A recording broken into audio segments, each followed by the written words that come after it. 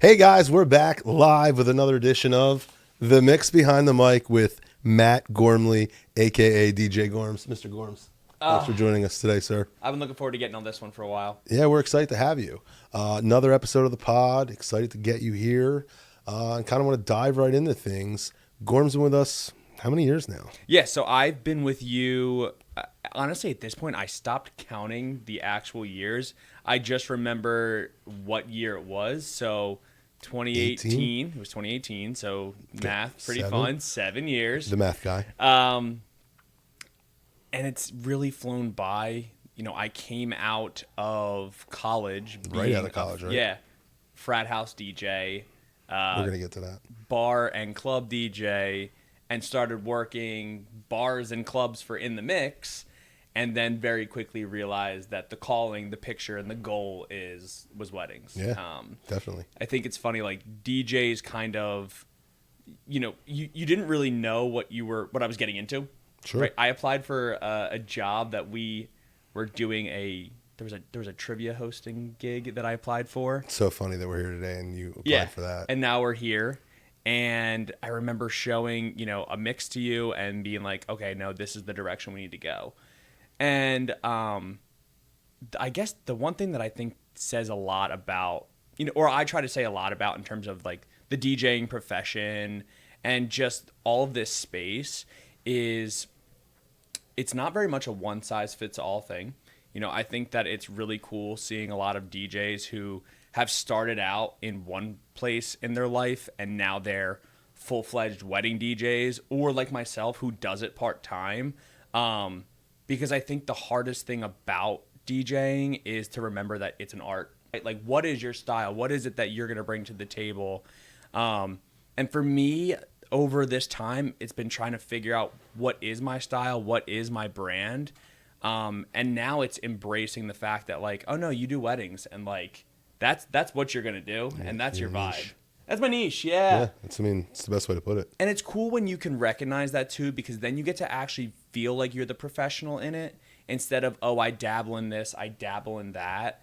You don't half-ass one thing, you full-fledged do the whole thing. Sure. So, what would you say is your biggest, I guess, transition moment? You said that, obviously you're doing the bars and clubs. Hey, you want to get into weddings, and you just did a couple and was like, it just clicked to you that like this was your, your shift, your pivot into, yeah, very much the wedding scene. Totally love that. The one thing that I thought was really interesting about, I'd go to a bar, I'd go to a club, and I'd go see a DJ, even a boy of mine, and you are very much, you're watching his act. Okay, sure. The coolest thing that I think about being a wedding DJ is it's not necessarily your act. You're working to help somebody else's vision come true. Because Facts. They would do their set at your wedding. Which happens every day. Which happens all the time. There's some great DJs out there that are mobile club DJs, if you will, and, they get paid to go do a wedding and respectfully might be trash per the couple simply because they didn't stick to their format and they did their own thing. Yeah. I mean, like for me, my biggest thing that I say with every couple on the phone is that it's always okay to overshare, because I want you to tell me your theme. I want you to tell me how you met. I want to know everything I can about you, because from the moment somebody walks into the venue and is at your wedding, the entire thing needs to be showing your theme, your story, like all of it. And the music is a big part of it. Yeah. Like the music to me is, what am I going to do to help tell this story tonight? And as weird as that sounds and as niche as that sounds, when you compare what you see at one wedding versus another, the experiences are different. And that is what made me, to answer your original question, where are we going now? What made me switch was realizing, oh my gosh, these first couple weddings where I had the opportunity to really connect with a couple, that's what made me fall in love with it. Because there are DJs who are just as good, I'm going to say just as good as me. I sound so freaking cocky. There are so many Definitely DJs not cutting that who one are out. 3,000% so much better than me in terms of maybe a technical skill. And you know what? Like, brides and grooms actually as much as DJs care about all that little stuff, brides and grooms don't. They care about one thing, and it's one thing only. It's the music.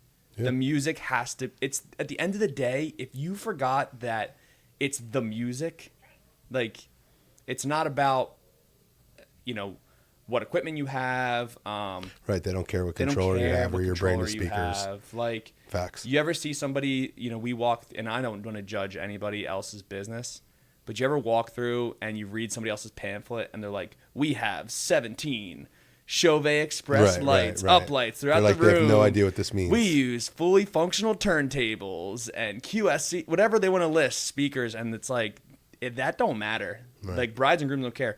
And it's funny because, you know, our relationship we have a million different parts of our relationship, but the one part that was cool was that, like, I got to use in the mix for my own wedding, and I got to see what were the things that were valuable to me for all of my vendors. Sure. Which I think is a massive point that, you know, I want to bring up.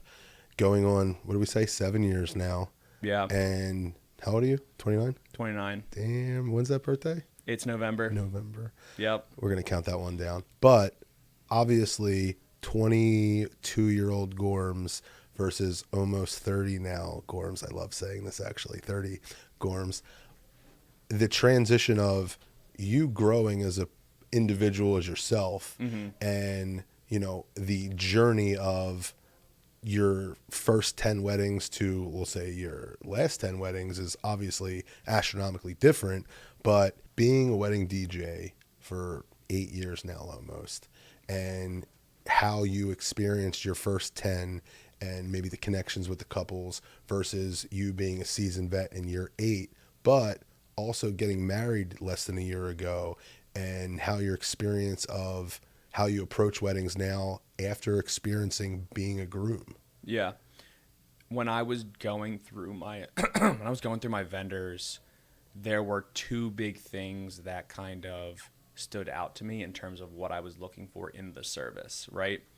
And we kind of have this conversation sometimes with people where we go, what is it that you value, right? And I feel like that's part of the questions that I ask a lot of times is like, what do you value in this night? What are the things that are going to, you know, make you happy?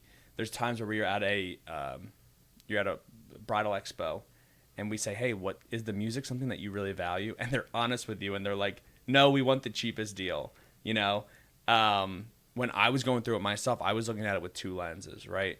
Can I just get this done and checked off a box? Or am I going to be able to connect with somebody? I don't think I'm answering the question the right way. It's okay. We need to try this again. It's cool. But side note, I just realized I can't believe that this wasn't the first thing I wrote down on the list. I would love for you to go to town on your original thoughts and plans of video versus how you felt after you watched the video. So that's a big one, but that just popped in my head. I almost wanted to like write it on the board. Yeah. So your question was, how do I value vendors post being a groom? Do you have any different, do you go into weddings differently now that you've experienced it? Or is your day of at a wedding slightly different or altered at all when you, now I don't even know how to answer the question. When you have a final call and you're going over things, do you ask anything different? Do you have different conversations now that you've physically experienced the 12-hour day, the morning? You know what the crazy thing is, Harry? I'd love to tell you yes, but no. Because I think I went into being a groom as a wedding DJ. I didn't go into DJing as a groom. Does that make sense? It does. Like, the day of my wedding, I didn't feel nervous, as I know a lot of people would, because I guess I planned through how this would go if I were doing it. And obviously, I knew you guys, right? I've worked with you for a long time, so I didn't have any stress about what, you know, I wasn't stressed about it. And that was the best part about it. Going into my wedding, the things that stressed me out, though, that, like the day of vendors that stressed me out, my flower guy showed up late. But we took the cheapest flower guy we could get, and the truth is like, it wasn't really something that I valued. But it was a problem when he was late and my wife was like, "Oh, I need my bouquet." Right. Like Sure, that was a sure. mess. You know, I don't want to talk negative because we have friends and, you know, we network with Sure. flowers and stuff, but like when people are talking budgets and stuff and people talk about dropping $10,000 on flowers, my head explodes. It's very casual. Yeah, it's just like, you know, we just did another episode not too long ago where, you know, they said the same thing. It was more on the minimum of flowers and what was going to be the what do I need versus, you know, where is it at on the list of what's important. And it's okay to have a budget. Like, it's okay to work within a budget and talk to vendors about your budget. I feel like a lot of times when, you know, there were certain things that we were going through in our wedding, we would talk to a professional about our budget. And there were things that they would offer as suggestions because they want you to also have a great experience, you know? I think that's a perfect example, though, that you just hit a nail on the head there. Like, so did you do a first look? We did. Okay, so which please everybody do a first look. It's so important, and I can't stress it enough. But you know, most people have never seen a first look. Yep. You know, like maybe they're in the wedding and they're a maid of honor. Okay, maybe they're there for it, but like a first look, is way more popular than it was maybe 10 years ago. Yep. And it's one of them things where if you've seen it 100 times, like, what are you sweating? You know exactly what you're walking into and what the scene's going to look like. Obviously, it's different when it's, you know, your wife in white, but I think your calmness makes total sense of. My wife and I planned our wedding and prepared for it like I was DJing the wedding. It sounds so crazy, right? Like, I went through it almost because the way I prepare for a wedding is very much chronologically, you know, when things are kind of walking through each individual step, I'm planning for it throughout the day. That's one thing that is so different about a wedding DJ versus a club DJ or kind of all those other things is that it's kind of what I feel like makes me unique, and especially a wedding DJ. You play a million different genres, right? Sure. So you kind of have to be a jack of all trades there. Doing the actual job, you're an MC, you are a DJ, but we wear 300 hats that day. Sure. I'm also a wedding coordinator at times. There are times where I show up to a venue and it's at a barn, right? And I'm not talking down on barn weddings at all. The one thing that's unique about barn weddings is they'll often say, here's the canvas, paint it however you want. Yep. And couples don't always think about, okay, well, that means maybe I need to hire a professional to kind of run through it all. Their whole mindset is, oh, we can do whatever we want. We'll bring in the vendors that we want and just let it go. Well, sometimes that means that, like, we're just left holding the bag of, like, oh, we don't really know how things are going to go. One thing you told me when I first started was, as a wedding professional, I like to get our hands on every part of the night. Yeah. And I don't think that people realize that's also in the job description of the wedding DJ. Go into that a little more. Well, you have to, there's a lot of moving pieces, right? Every vendor is part of the team. Sure. If you're not good at working with a team, you're probably not a good wedding DJ, right? I don't want to be playing the cake cutting song while the photographer's in the bathroom, right? Amen. And obviously that's things that you learn over time. And there are people who can become good wedding DJs, but it's a different skill. Yeah. It's a different skill than just mixing two songs. Sure. My favorite part of the night is when we cut the lights and it's time to just throw down. Right. But you need to get yourself there first. Right.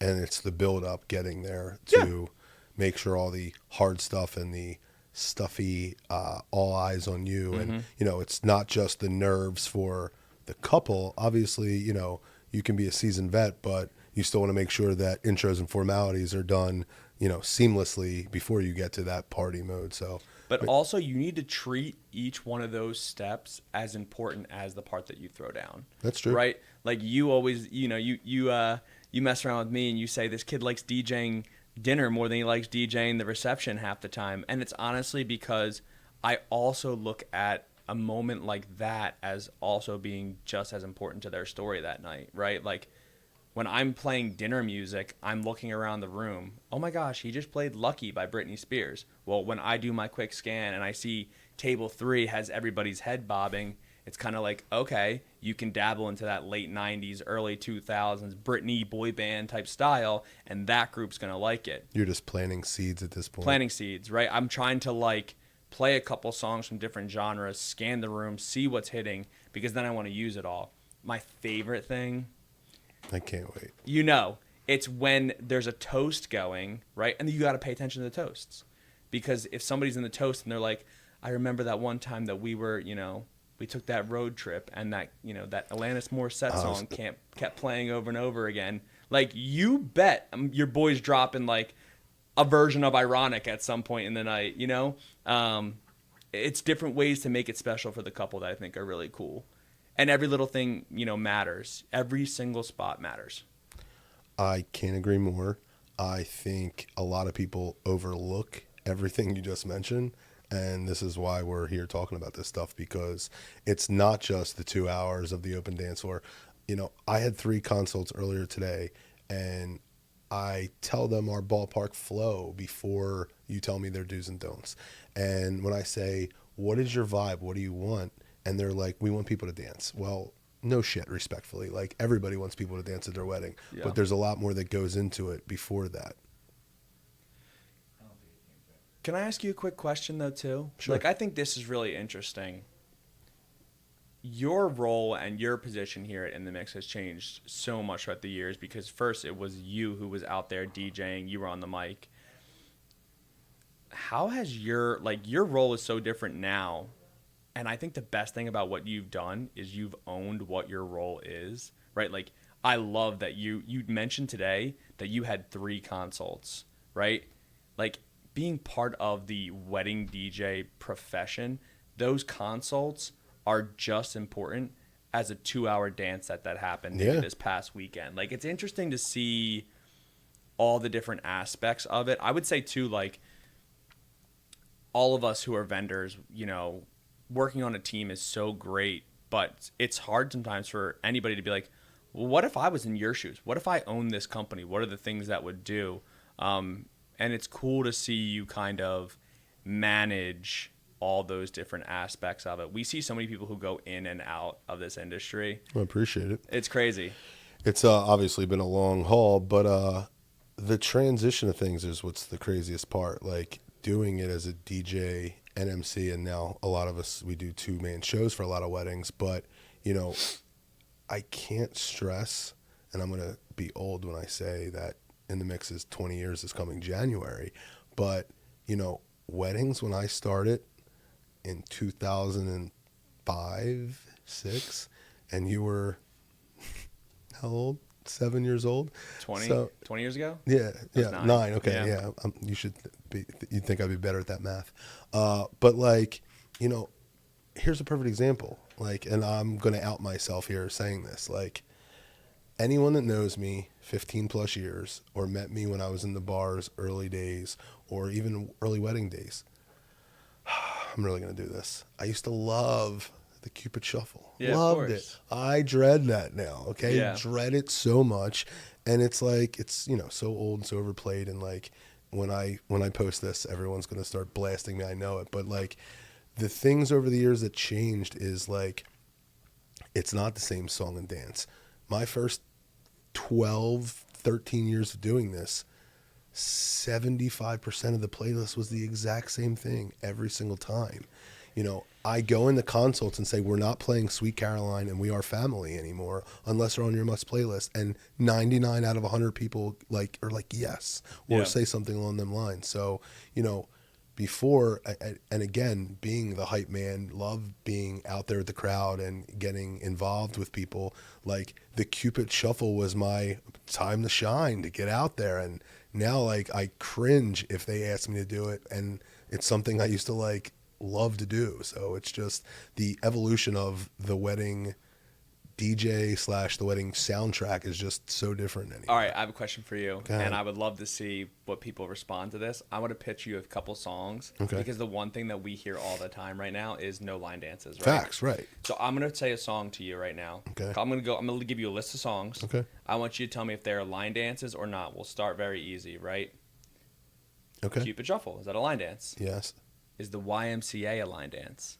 I mean, I would say no, but some could say yes, I guess. Right? Like, what do you define as a line dance? And I always think it's so funny to ask, like, oh, like, is the YMCA, like, because when couples say it to me, it's just funny. I will say sometimes you get away with YMCA. Is Crank That a line dance by Soulja Boy? Is that a line dance? I mean, I've never been asked this, but I think it is. Right? So like, But like you would when someone says no line dances on their final sheet, they mean the chicken dance. right. Like I'm never thinking Soldier Boy there. Like so. But it's funny too because I think it's also a there are certain songs that are kind of like the call to action to dance, and people have to dance the exact same way to them. And I think that's what kind of I think defines a line dance. Is swag surf a line dance? Right, swag surf's not a line dance, but you know what's a good one? Bum, bum, bum, bum, bum. It's Apache, right? Apache, yeah. Bum, I'm like, bum, what is he jump doing? on. Like Yeah. people are kind of doing the same dance. It's not a line dance. You know what the new one is too? Okay. And people have been saying like no line dances, and I'm like, wait, is that a line dance? Hot to go, chaperone, right? It's kind of like YMCA, right? It's I mean, it literally is the YMCA. Kind of, it's the modern YMCA. Sure. And it's happening at weddings. And I'm like, is that a line dance? Yo, here's a good one. Teach me how to Dougie. Is that a line dance?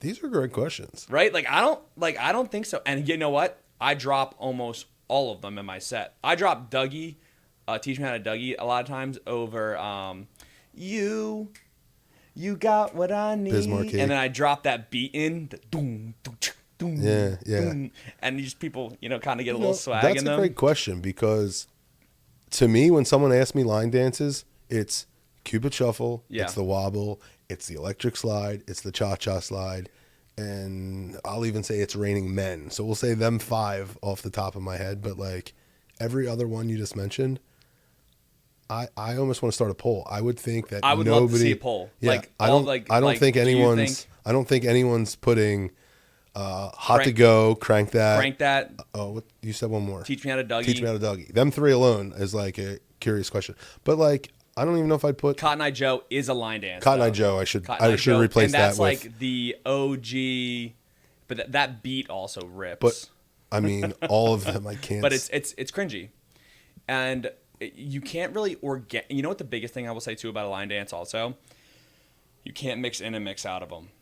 You'll get destroyed. So I, as someone that used to love the Cupid Shuffle, I would lose my shit when I'm working with a DJ, and they would be trying to mix in the wobble or the Cupid Shuffle. Yep. Because I'm like, we got to prep people. We got to get everybody on the same point. Yep. And or when they're they raise or lower the BPMs, and it's like, well, now you're like trying to get people that, and half the people that dance to line dances can't dance. Yeah. And that's their moment to dance because they just follow what everyone else is doing. Right, and it's funny too because I also, in my mind, sometimes I have cut out saying no line dances in my pitch.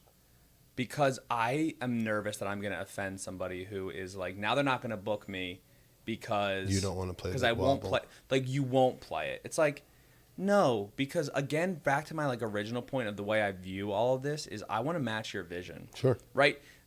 And I think that when we start saying things like we won't play line dances, now you're starting to become that guy who's like, I'm doing my act and I'm not doing your vision. Right.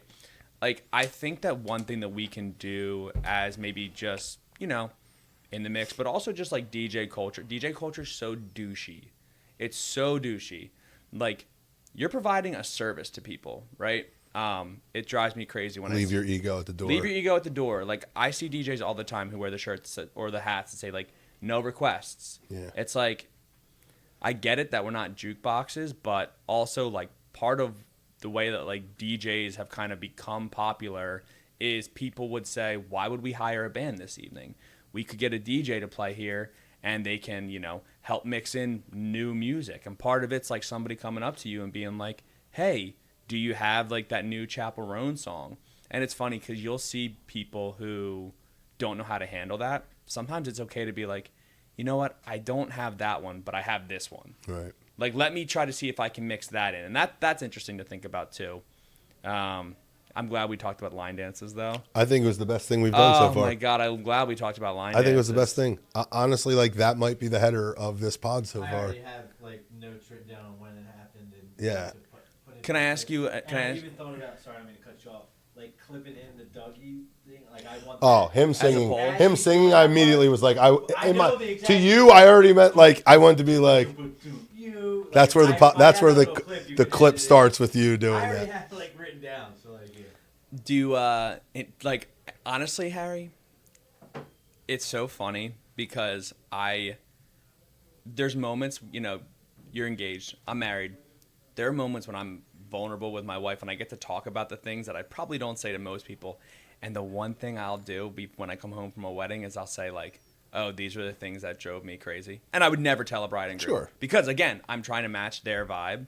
But I am curious. There's a couple things that I thought about before I came in here today, and I'm curious to see your thoughts on them because they're the trends that we've seen through the years. That's what I want. This is what this is about. Yeah. Like, and I want to hear them all, but like, I want to stress that like, this entire pod is based off of helping upcoming brides, make their day as best as possible and avoid things that could potentially be a train wreck. The entire pod itself could be, expectations versus reality. And I'm probably going to use that line in every single pod at some point because there's so many people that have these expectations, but when the wedding happens, the reality is a completely different story. It's like ins and outs. How do you decide that if you want to do something, how do you incorporate it? It's one thing that we saw for a long time that is it's out. Like when you say, is it in or is it out? It's out right now, but there's a better way to do it. Sure. Do you remember how maybe a year and a half to 2 years ago, everybody was doing the thing where at the end of the night, they kicked everybody out of the room? Last dance. The Worst last thing in the world. dance, right? I hate it. Because, and here's the thing, if you're considering a last dance, here's what you don't realize. First of all, if you're serving alcohol at your wedding, at that point in the night, most people are intoxicated. So trying to kick them out of the room is absolutely terrible. You think it's going to take you 10 minutes? It's going to take the DJ and the event staff 25 minutes to get everybody out of the room. Not to mention, I feel like we sound like assholes. Like, we get respectfully, like, get the hell out right now. Like, it's not over in 15 minutes. It's over now, and you need to get your shit immediately, like it's a fire drill, and go outside. You also think that you're going to want it at that point, but if you're also enjoying cocktails at your wedding, which, I did, at that moment, I didn't want to kick anybody out of the room. Sure. I was enjoying the night so much. You're and in the already zone, committed in the vibe. to not doing this. So what I've seen people doing lately, which I actually love, is how... First look, or like into the ballroom, right? First look into the room. And not every venue has done this, but I do like when venues say we're going to present the reception room to the bride and groom. I think that's the coolest first thing. look for the couple into the room, right? It's the couple's first look of the room. Like they did it at my I wedding. was going to say, I walked in to the tail end, and of your it wedding took for that. what? It took 10 minutes. 6 minutes, yeah. Right, because we walk in, we're sober, so you can actually talk to us and have a conversation. And let's also, you just hit nail on the head, not to cut you off, but like, real quick side note, like for our photography packages, I always say like it's rare that we have them there for the last hour because how many of them pictures are they actually using? So going back to your point, like what do you look like at the last song of the night? Like you're gross, you're disgusting. Like what is you're sweaty. Let's like also how much? talk about not just yes, you're going to look pretty rough because you're sweating. Sure. Your room's not going to look great. Sure. Your room only looks its best at the beginning of the night. Sure. Right? So when they come in for 4 or 5 minutes right before they open the doors for everybody else. That's the best it's going to look the whole night. It's going to look. Sure. And you know what you do at that point? Play our first dance song. And then we get that moment on video and the photographer and everybody is locked in and it becomes really special and it's done perfectly. I can't agree more. And remember, there's other things that you put out in the room that you're not going to have out there. Like, for our group, hey, do you want to throw in 100 glow sticks? Like, how many times at the end of the night do you see glow sticks lying all over the dance floor? Because people are throwing them and they're having fun. People are stealing things out of the photo booth and running around with hats and stuff. And you're like, oh my god, the room. Where did that come from? Not say your room's gonna get trashed. No, but I think one thing I want to take away from this pod, and if I can get one solid thing from each episode, is simply trend-setting things. Like, why is that not a thing?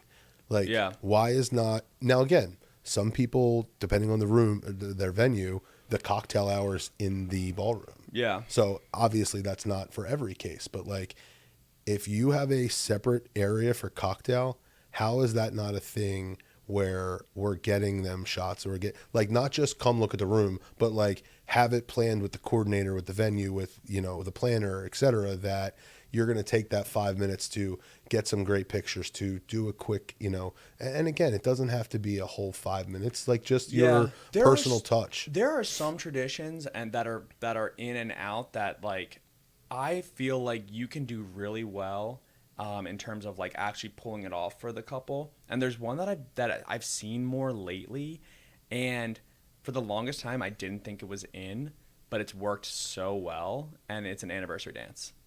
And the craziest part about it is, and I think this is what I'm starting to get in my opinion on a lot of them, is if they have timelines, if they have a start and a stop, and they don't require people to get up or move, or you're not forcing anybody, you know, because if you don't want to participate in the anniversary dance, no one's going to know. Yeah. You just don't have to. But the DJ starts it off, and I've seen a couple weddings where we did it right as like the first dance, right? Where, hey, we're going to be doing the anniversary dance. For those of you who don't know this, the song's already started. This 3-minute 30 song, I'm going over to the assistant, and I'm like, hey, start this music for me. The music's going. Ladies and gentlemen, we're going to begin our anniversary dance. For those of you who don't know, right, I explain it real quick. Everybody is, and it's also the beginning of the night, so people are excited to get up. They're running to the dance floor, and the anniversary dance is done by 3:30, right? It's always like 3.5 minutes or whatever song they pick, and you get to plan it with the bride and groom, right? If they were to be like, oh yeah, I don't know, Taylor Swift. What's that song? That's the 10-minute song that you get every now and then. There's a Taylor Swift song that like people ask about all the time, and they go, play the 10-minute version. Oh yeah. Oh my God, it cracks me up. Like obviously you're not doing that at your anniversary dance, Sure. but you know there's a start and a stop. I'd like to have that. I've done that one a lot. Which one of the things that drives me crazy though is the cold spark exits. All too well. Sorry. It's all too well. That's the sit. It's all too well. I gotta be like Jamie from what's the name? I'm trying here. It's my first day. We actually just had a couple. I wasn't at the wedding, but one of our guys just recently told me this, that they did the anniversary dance backwards, where they invited everybody out. That's and cool. said, if you've been married 50 years or more, get off. That's so cool. It's cool until you realize that you asked your 80-year-old grandparents to get up, and the second they get up, you tell them to sit down. But it ends with just a couple up there, as I spit. No, but you're right. I mean, here's the thing: is that's a great example of that's a couple's vision, and when they say, "Hey, this is an idea we have." Right? Like, I think it's really important for you to be honest with your couples, and it's really easy to do that, right? Hey, I know this is what your vision is. Here are some realistic expectations that I want you to know. And if you're okay with it, then let's do it. But there's so many times where we had that conversation. Expectations versus reality. Like It doesn't happen, right? Yeah. On the beat drop, we want, this to happen. And you're like, not always going to happen that way. It's, this is the perfect scenario, and you see it a lot with like Chess Cafe or Finley weddings, where they go from the first dance right into a dance set. And if you have an awesome crowd that's like itching to get out there, it's awesome. And but there's nothing worse than saying, let's give it up one more time for the bride and groom, and let's get everybody out on that dance floor, we're going to start this party right away, and nobody gets up, and we look like one thing that I see a lot, and this is part of the things that I say to bride and grooms, and also like advice for bride and grooms. As a DJ, the hardest thing for me to do is to motivate your dance floor at your wedding without you. Facts. So, there's so many times where they're like, hey, we're going to cut the cake, but you can just open the dance floor. It's like, hey, if I'm opening the dance floor, there are some families that you can open the dance floor without the bride and groom and they don't care. But there are some families and some guests that are there for you, and they probably aren't they might not know everybody there. They might not be big dancers, but if you want to get people dancing on your dance floor, go dance yourself. And it needs to be both of you. It's very hard. Like, there are times where I know that there's weddings where it's like the groom's just somewhere else. If you aren't a dancer and you're not going to dance the whole night of your wedding, do the first 30 minutes. Yeah. Do the first, do the first 30 minutes, get out there, because then you're going to get all those pictures. Sometimes photographers leave early, videographers might leave early. Do the first 30 minutes, because there are people there who are there to see you, and they might be elderly people. That's also when, maybe some elderly guests will want to dance. So on those times where it's like I think you just said, like there's times where it's like, hey, do a quick dance set in between dinner. Also, there's some places where I figured out this is like a regional thing. Like it's not, a lot of Philly venues don't do the first dance set, like local to Philly. I know Chess Cafe does it a lot, and and I believe even also at Finley they've done it before.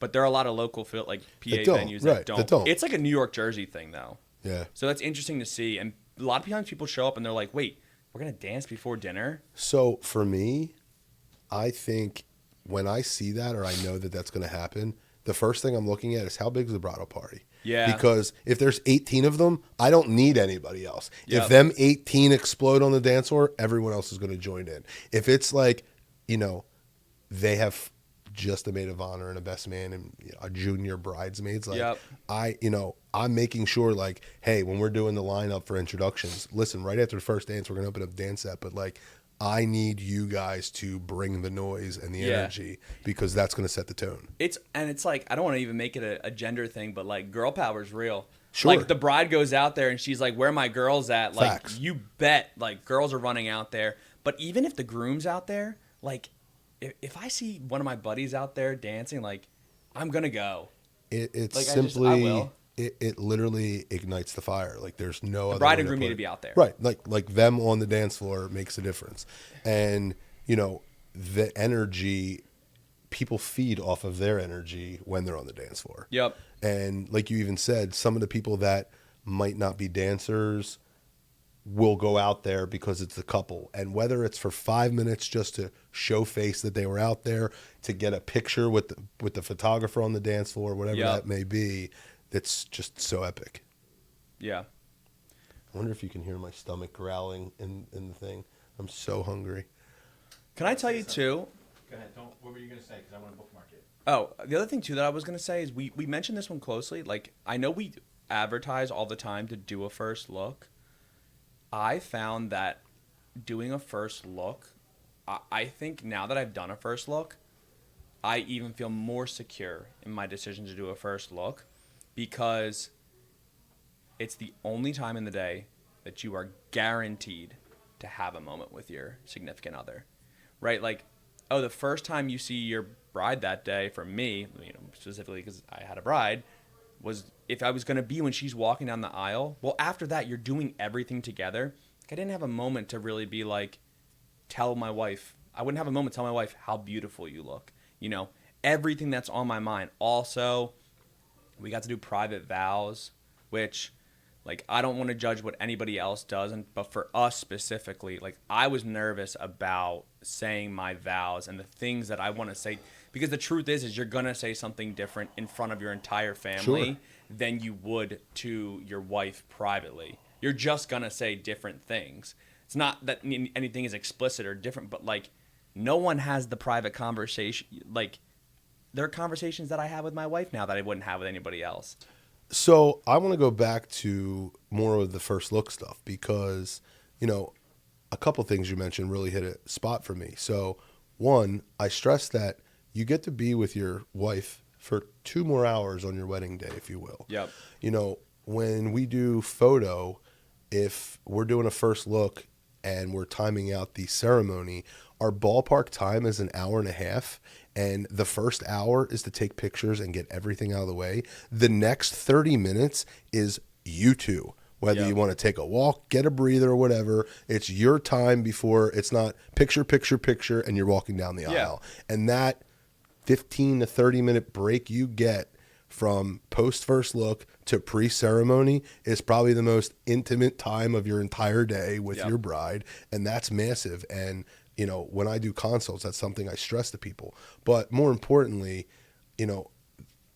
most people, I think, when they talk about first looks, they talk about, well, you want to be at your cocktail hour because you want to get to eat the food that you're paying for, which makes total sense. Yep. But I don't think people put enough emphasis on what I think is the most important factor is getting all your hellos and thank yous out of the way during cocktail hour.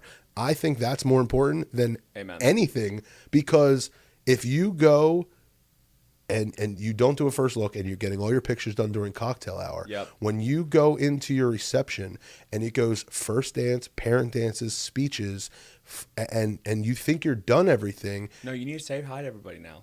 Now you got to go table to table, and you might have already said hi to 30 of your guests. And there's some guests who are so funny. They expect that you, at your wedding, that you better take the time to go say hi to them. And it's like, right or wrong, like everybody's got a couple aunts and uncles who are like, yo, you better come say hi to me. Facts. Which is like, also, you know, they're coming to your wedding, they're bringing a gift. That's their expectation. It's like, I get a hug and you give me like 2 or 3 minutes. And it's like, you really going to take the time away from you dancing? You're going to take the time away from all that other stuff? But like... And you can organically do it at the cocktail hour too, right? I can be like to one of my uncles, yo, Uncle Ray, let's go grab a beer and I'll tell you just about it. Or, hey, you know what the best part is at the cocktail hours? My drink let me just go around and grab my drink. And then you go to the next person. Right.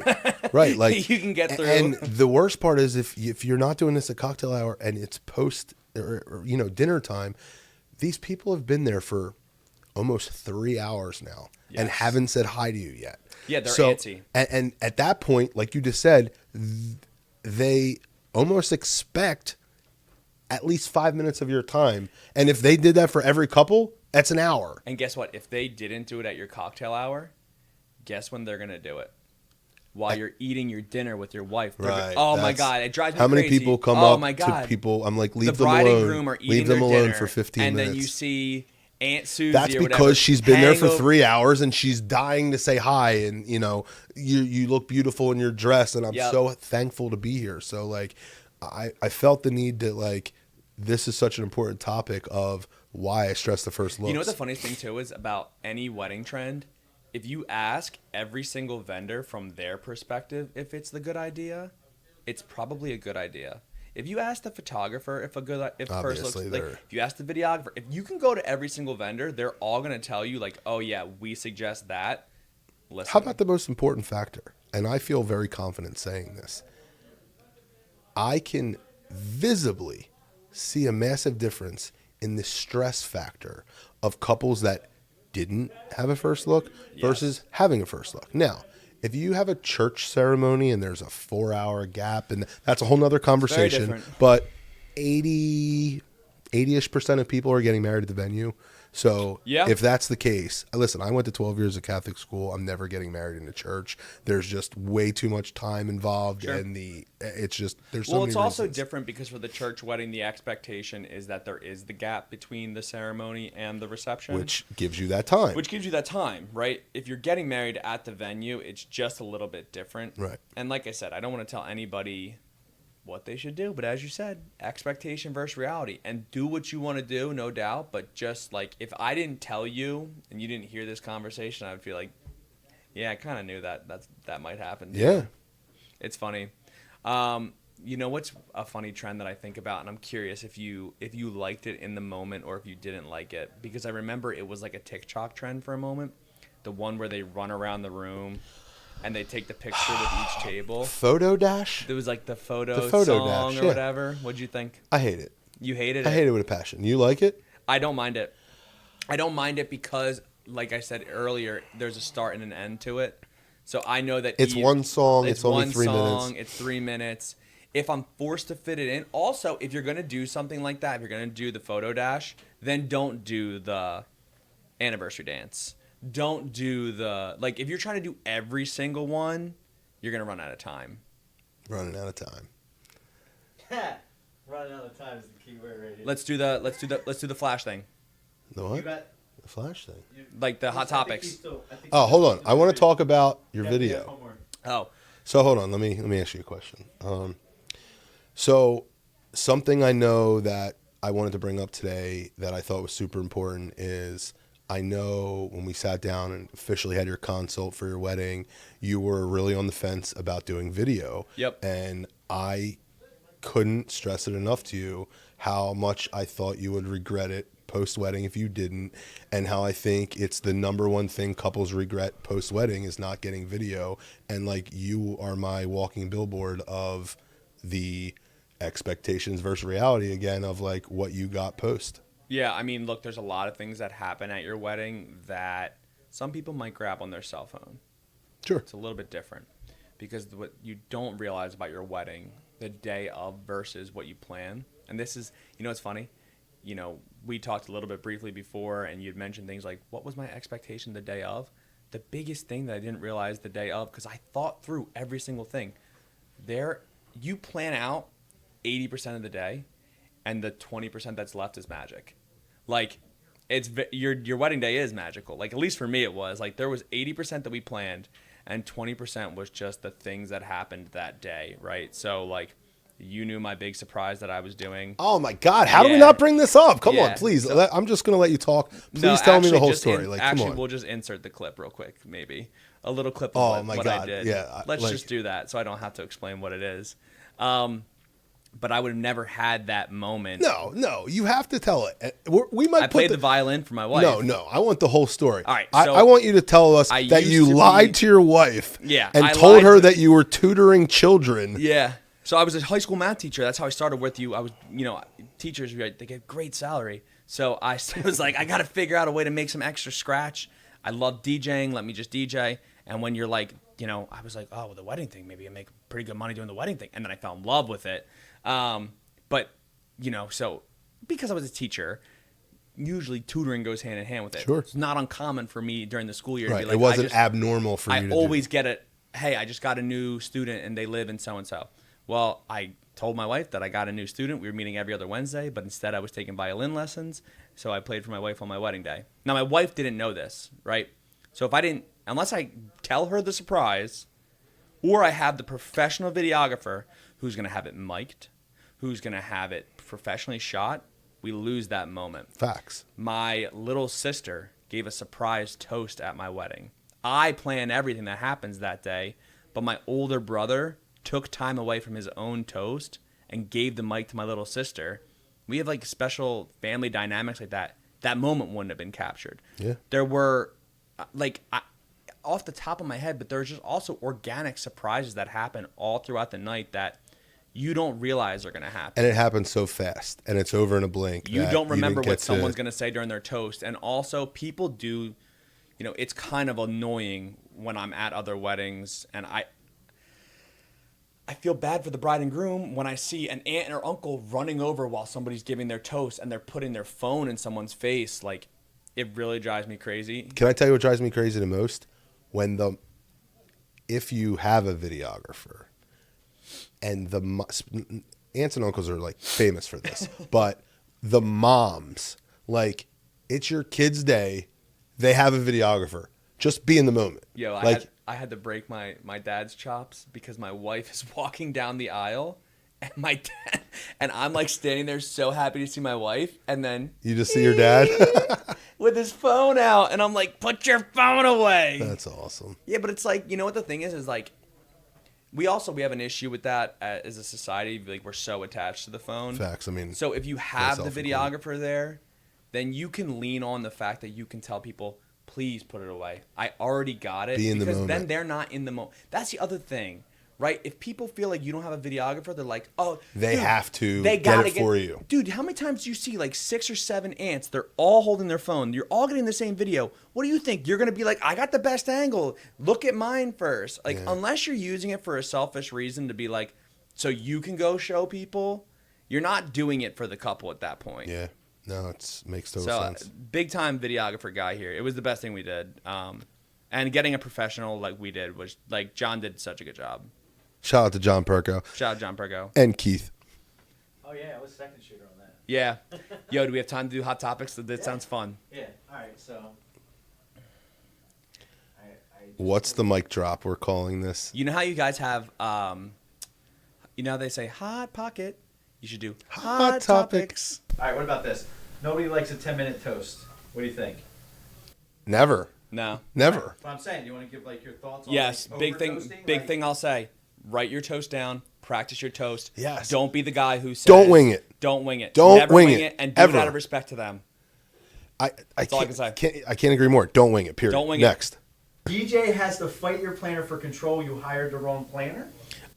Actually, here's what I would say. The funniest thing about every vendor is every vendor thinks they're the most important vendor. So I would say this might be advice to a vendor. This might be advice to thing. Nobody's the most important in vendor. You're all on a team. You're one team. And I think the one thing that maybe a couple could ask is, hey, as a DJ, how do you typically interact with a photographer? How do you interact with a videographer? That's a great question. And you know what? Here's the thing is that only a vet is going to actually know how to answer it. The truth is, hey, I'm going to do anything I can to make sure that we're working as a team together. And if there's any other answer and they're not prepared, if they go, oh, I never thought of that. It's like, red flag. Oh, you didn't think of it? Right.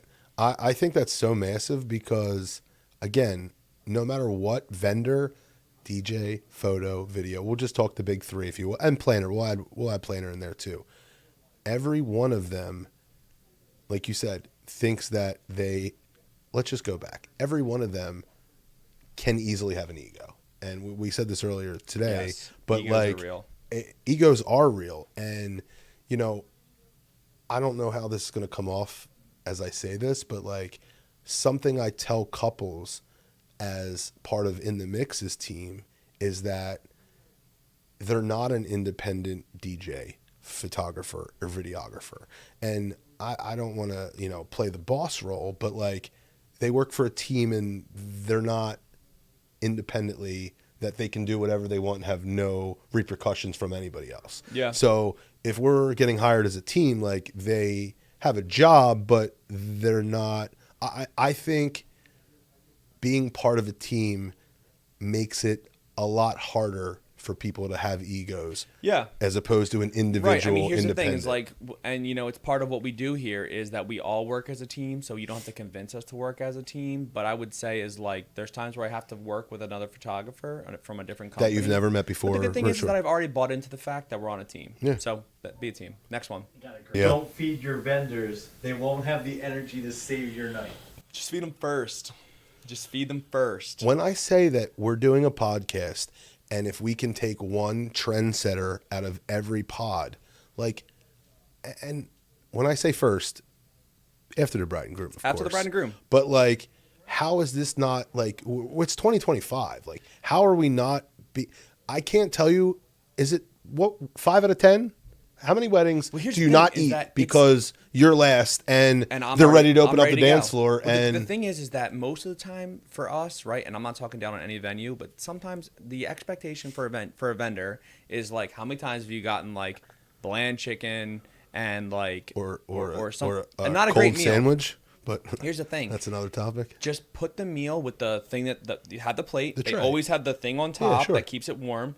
Once you put the bride and grooms down, like you can have somebody in the back in another room just drop them, and then you continue your dinner service. You go over to the DJ and the photographer and you go, hey, the meal's sitting there for you whenever you want. And they don't even have to know. The guests don't have to know that you're being fed or whatnot either. Yes. Like you said, it's in another room or something. And I understand the whole thing of like, you know, maybe we're going to give them whatever's last if there's extra chicken left. Then just make the decision that whatever they're going to get that day, do that to be the thing that you typically have the most leftovers of. Like realistically, when they ask me like, hey, do you want roast beef or do you want chicken? Like, yo, there's times where I know I told them I wanted steak, but I went in the other room and it was chicken. And it's like, what are you going to do? Garçon. Yeah, exactly. Like, you're never going to complain. And I feel bad for the bride and groom because they paid for a plate. But guess what? I got a plate. Yeah. Next one. So true. I said facts 20 times in this. Oh, but real quick, hold on. Before we move on, the reason why it's so important for us to get fed first is not because we're greedy. It's because every one of the vendors have something they need to do that's directly tied to dinner. Cake cutting is directly tied to dinner, so the photographer needs to be ready, and the videographer. The coordinator is trying to get through a million things, so they need to get done. And DJ need to open the dance floor right away. Next one. I want to add one more thing from the peanut gallery. Oh. You're there 8 hours sometimes. You get there at 2 or 3. You don't leave till 11. Like, you know, you got to feed people. Like, it's nothing rude. Again, how in 2025 is this still a discussion where it's not just like so clear? And again, I'm going on 20 years of this. And I love when you walk in and the vendor goes, "Don't worry, we're feeding you first." Right. I'm like, yo, you get it. And like, no joke, I almost and I'm not going to name any names today, but like I know immediately that there are certain venues that I know we're going to get fed early and taken care of, and we're never stressing like, oh my God, I'm going to scarf down this meal in 3 minutes because they're itching to open up the dance floor and I didn't even eat yet, and I've been here for 8 hours. Yo, you know what's so funny?